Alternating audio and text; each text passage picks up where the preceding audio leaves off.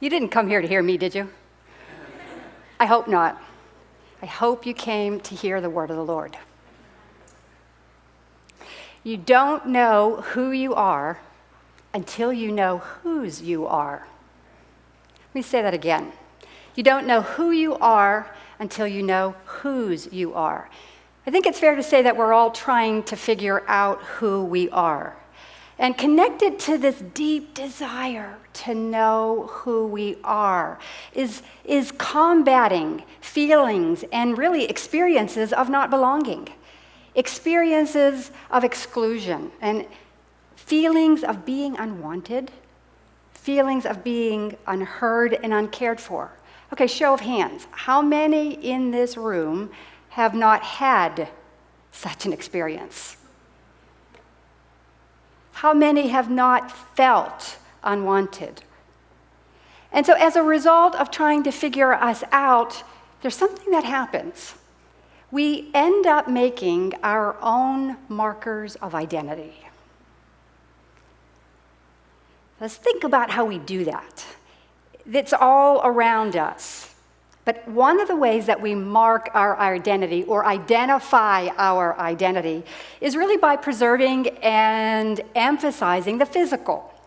All you have to do is go to a department store. First floor of the department store makes the most money. Do you know why?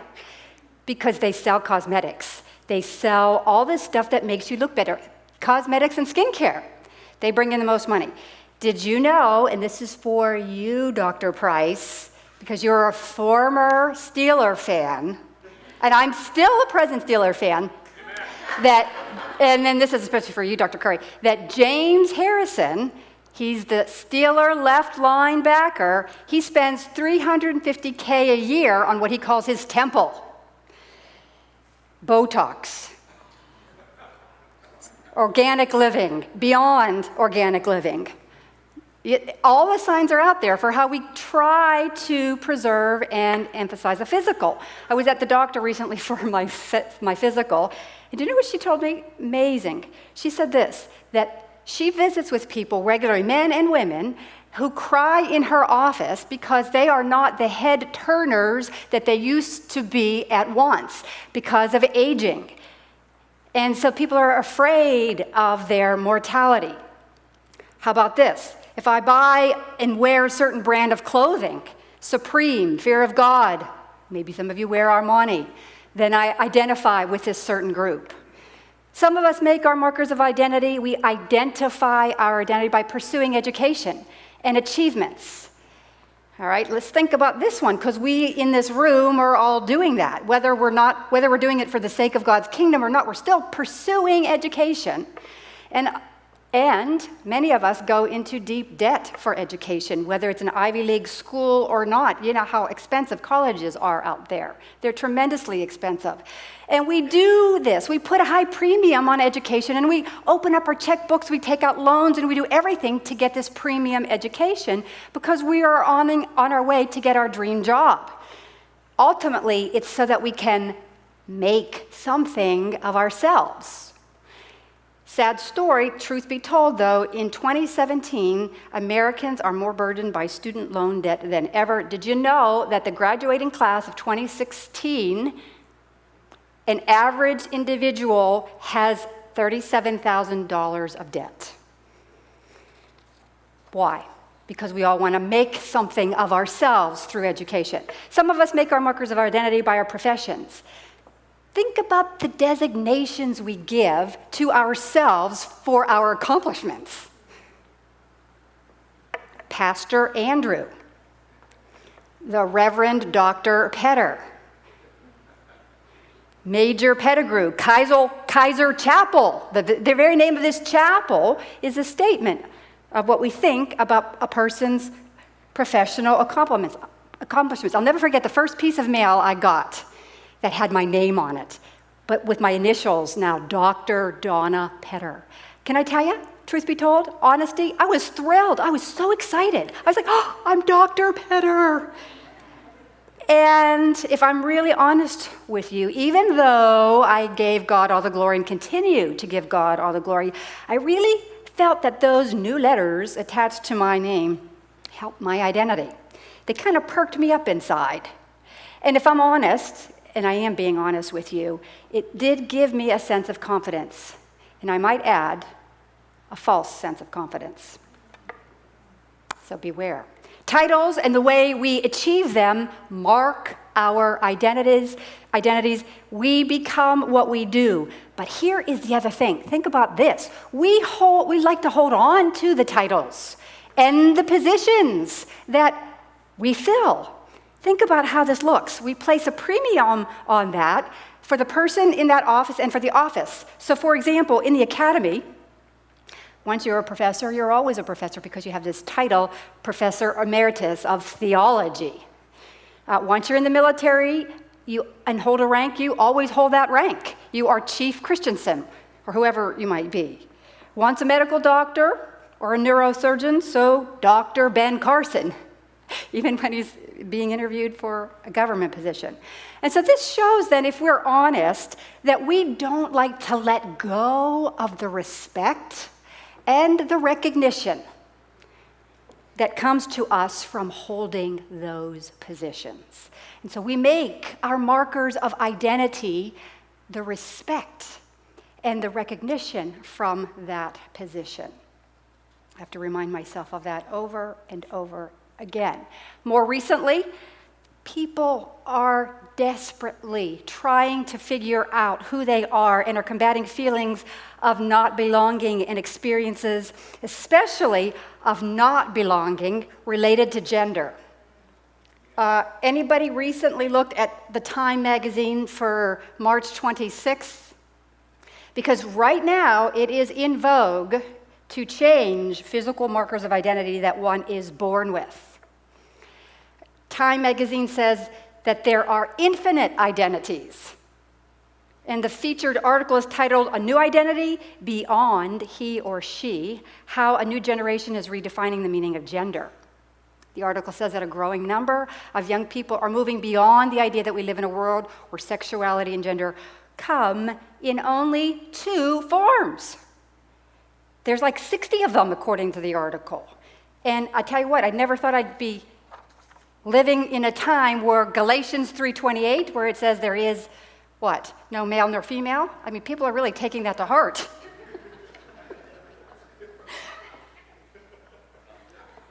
It's pretty sad, but this is what's happening. And so we can sit here and think of a host of other ways that we mark our identities. Country of origin, families, social status, married, mother, father, etc. On and on we go. There's one other way, though, that we mark our identities that I want us to think about. And that is, we identify with the wrong things that we have done as well. And so the opposite of acting out through good behavior, achievement, and acquisition of things to combat these feelings of exclusion and not belonging, we also act out through poor behavior in order to combat those same kinds of feelings. True story. A friend of mine, a good friend, misbehaved poorly as a married man. And early on in his walk with God, when he was not really rooted and grounded and discipled, and by his own admission, he thinks he perhaps was not a Christian, he got sexually involved with a minor and went to jail the whole bit. But you know what is remarkable? Is that his wife stayed with him. And here is even another point that's even more remarkable, is that this same man is presently one of the ministers in the very community where he committed the offense. They graciously received him back into the community. He has 2 beautiful children and the same wife. However, his name remains on the Florida state list of sex offenders. There, in indelible ink, he is identified in the most horrific of ways. And you know what he told me? He struggles daily with his identity. Maybe you are identifying yourself in a wrong way as well. A lot of us identify ourselves by our health. I'm a cancer patient. I have ADD or ADHD. So we identify ourselves with these markers that are not positive. And so there's lots of evidence everywhere to show that we are all trying to figure out who we are because of combating experiences of not belonging. And so what is the problem then with the markers of identity that we've just talked about? There's a huge problem with all of them and the ones that we even haven't listed. And that is this, is the markers of identity that we have created are just that. We have established them and they are of human origin. And the point is this, they don't stand the test of time. Isaiah 40 says, all people, all flesh are like grass. I know you were wondering when I'm going to bring in the Bible. Especially because I'm an Old Testament person. Like, okay, come on, get the Bible. Here it is. All flesh are like grass, and all their faithfulness is like the flowers of the field. The grass withers and the flowers fall because the breath of the Lord blows on them. Surely the people are grass. The grass withers and the flowers fall. So what does Isaiah tell us about the physical DNA, our human DNA? That we're finite, that we're mortal, that we are without character to stand, we're frail, we're just passing through like a wave tossed in the ocean. So our markers of identity that we make don't stand the test of time. And the second problem with the markers of identity that we create is this. Listen to this phrase. If who we are is what we have, and what we have is lost, then who are we? I'm going to say that again. It's something to chew on. If who we are is what we have, and what we have is lost, then who are we? Let's flesh that out a little bit more. If who we are is our ministry, and if our ministry, for whatever reason, is taken away, then who are we? There are a lot of ministers that have lost their pulpit because of wrong behavior on themselves, but also for other reasons. And what is the question and the longing in people's hearts? They feel empty. They feel frustrated. Who are they? If who we are is our beauty, and if that beauty is taken away from us for whatever reason, age, a car accident, for whatever reason, then who are we? If who we are is our gender, our race, our ethnicity, or our country of origin, and if our gender, our race, our ethnicity, our country of origin is taken away from us for whatever the reason, then we feel lost. And we ask, then who are we? If who we are is our health, and our health is taken away from us, then the question is, who are we? My dad used to say a saying that is, I loved it, but is so wrong. Honey, he'd say, if I don't have my health, I have nothing. And while I understood the point behind it, you understand the point that I'm making, that if we don't have our health, then who are we? If who we are is an A student, and if that 4.0 GPA is taken away from us, maybe by some crazy prof out there, then who are we? Let me tell you, I have people in my office struggling with an A-. So our markers of identity are fleeting. They're finite, and they're dependent on us. They're subject to change precisely because they come from human origin. And the markers that we also create to belong, to be legitimate, to be valued, to make it in life just don't stand the test of time. So then what does? You've given me enough of the bad stuff. You've told me enough about what doesn't stand the test of time. So what is there for us? Well, guess what? There is a kingdom marker of identity that stands the test of time. There's a kingdom marker of identity that tells us who we are. There's a kingdom marker of identity that is encapsulated in one formula in the Bible, at critical junctures, and this is what it is. It comes from Exodus 6, verse 7, and this is my rendering of the verse. I will take you to myself as a people, and I will be your God. Say that after me. I will take you to myself as a people, and I will be your God. Let's do it again now that we got it. I will take you to myself as a people, and I will be your God. This is an amazing statement that is made, and it's an insight into Israel's history, beginning with Abraham and his seed. So in Genesis, this is what it says. I will establish my covenant as an everlasting covenant for you and for generations to come. And here's why. To be your God and the God of your descendants after you. That promise starts to become a reality, as we know, as the story of the Bible unfolds in the book of Exodus. I will take you to myself as a people, and I will be your God is one of the main points of the whole Exodus. And of course, the Exodus shows Israel how he becomes their only God. But there's more, because that promise then extends into the new Exodus from exile. You will remember that Israel was misbehaving. Israel, in a way, was unidentifiable as the people of God. And through the prophet Hosea, do you remember what happens? Hosea marries a harlot. And there's a lot of interpretation about what that means. Was she really a harlot? And I'm not going to get into that. But he marries a harlot, or a woman of harlotry, and has 3 children by this woman. The third child's name in our English translations is a transliteration of the Hebrew, Lo Ami, not my people. This is how unidentifiable God's people became because of their sin. For you are not my people, he says, and I am not your God. Ow. But even though they were unidentifiable as his people because of sin, listen to what Hosea also says.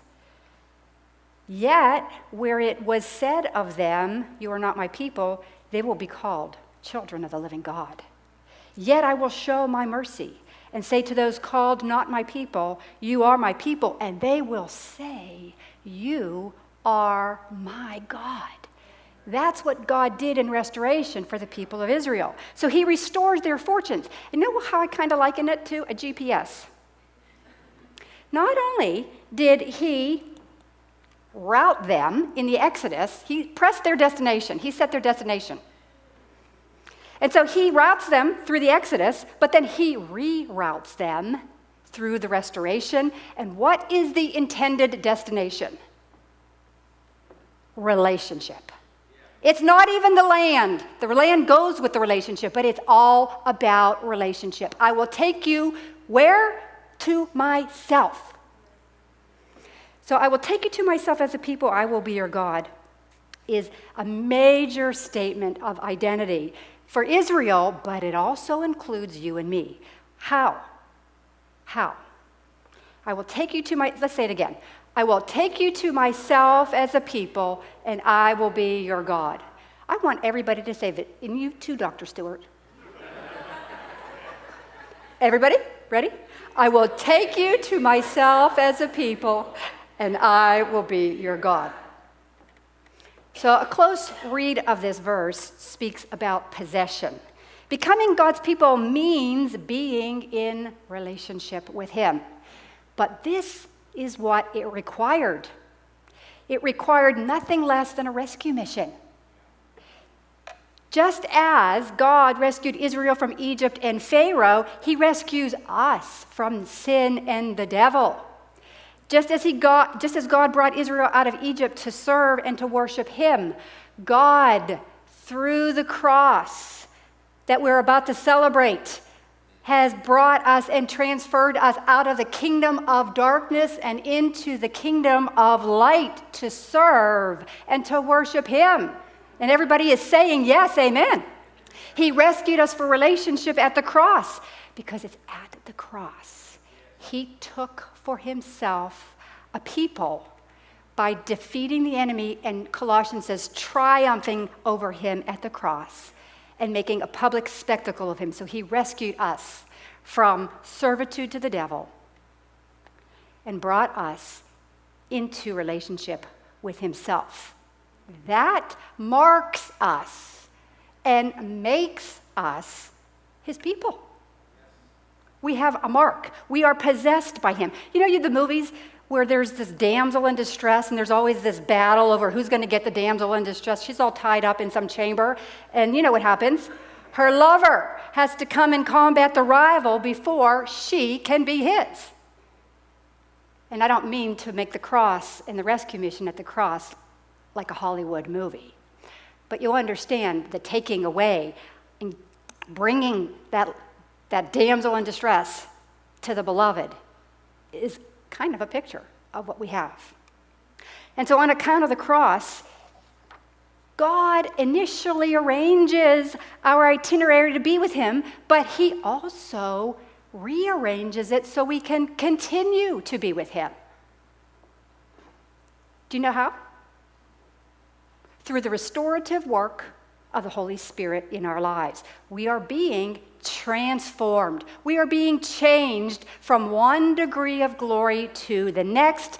And here is the great news. We need to hear this. When we become unidentifiable because of our sin, guess what he does? He takes us and he cleans us up and he cleanses us, not just once, but over and over and over again. And in that way, our identity as his people stays intact, and so does the destination, being in relationship with him. He continually brings us back to himself. So God sets your GPS and mine. So the next time you get in your car and you're punching in your destination, your geographical destination, and you get rerouted, I want you to think about what God does in our lives. We've got the destination plugged in, relationship with him, and when we get off route, he reroutes us. Why? Because he never stops being our God. We might stop acting like we are his people and become unidentifiable, but he never stops being our God. And so therefore, as those who have been taken to him directly into the loving arms of God, we are not just any people, but we are the people of God. And through this common experience of the cross, we belong. We belong. We are cared for. We are included and not excluded. We have value and worth. And the writers of the New Testament say it well as the Old Testament, that we are God's special treasure. And so it's a relationship that defines us. He has told us who we are, and we are his. And so that first part of the phrase tells us who we really are. We don't know who we are until we know whose we are. In the second part of the formula, I will be your God. Let's say the formula all together again. I will take you to myself as a people, and I will be your God. Everybody? I will take you to myself as a people, and I will be your God. Well, what does this mean? It's loaded. It tells us really what we have. Because of his successful mission, because of his triumphant rescue mission, there are no rivals. We have, therefore, an exclusive relationship. There are no other gods. There are no other allegiances, because no one else has done what he has. He doesn't share his glory. In other words, service and worship belong to him alone. It's not God and Allah, it is God. And there is an exclusive relationship that has been defined here by his work. And so he is our God, the master and the marker of our identity and destiny. And this promises us provision and protection and guidance.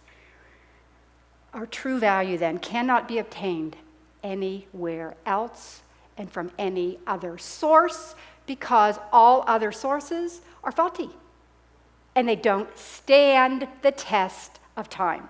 He gives us inheritance rights and privileges because of those that are in relationship with him. And so if you are the last in a family of 12, well, you're going to be the firstborn daughter or son of God. And you're going to get not just some of the spiritual blessings, but Ephesians tells us you're going to get every spiritual blessing in the heavenly places, because we are heirs to an imperishable inheritance because of the riches of his grace. And Ephesians says the riches of his grace, they weren't just trickling out upon us, but the riches of his grace were lavished upon us.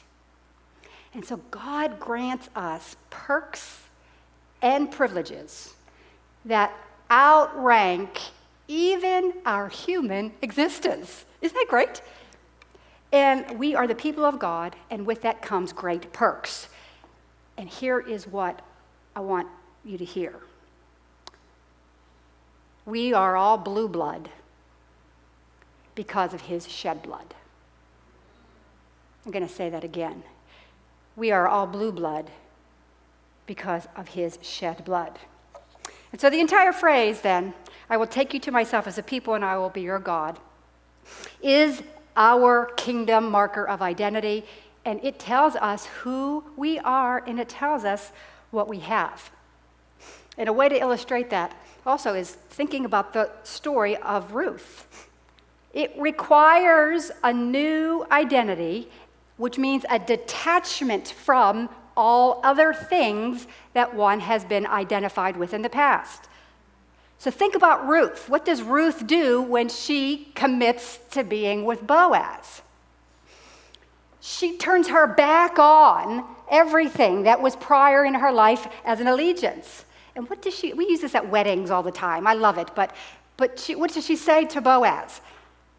Your people will be my people, and your God will be my God. And the whole point of that is she has changed allegiance. She's no longer Ruth the Moabite. She is going to be an Israelite because of her changed allegiance. She couldn't be a little Israelite and a little Moabite. That would be syncretism. She had to be all of one and nothing of the other to have this new identity. And so we have an example in Ruth.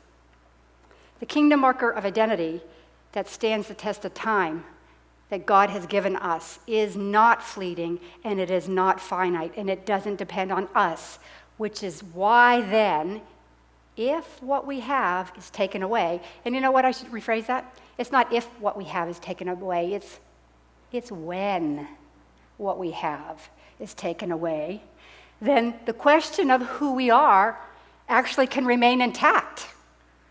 Because why? We are still somebody, and we still have everything.